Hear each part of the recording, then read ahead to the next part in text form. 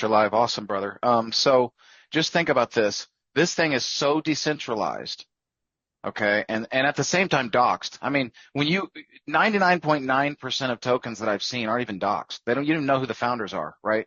Me and David are out in the forefront. That's credibility right there. People are just right. That alone's going to make them go, oh yeah, this is real. We're U.S. based.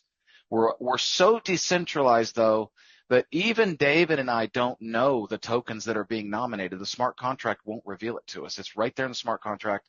We cannot see the nominations. We cannot see the vote tallies. Even the founders of this don't know what's going on any sooner than you know it. That's how decentralized this is.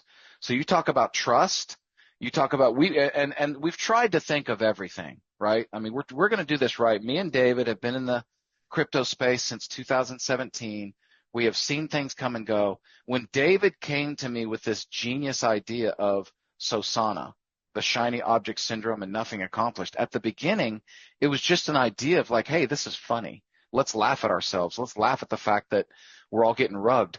But then we started thinking we need to build a utility to this. And so we put together this voting system and this community to create these rewards.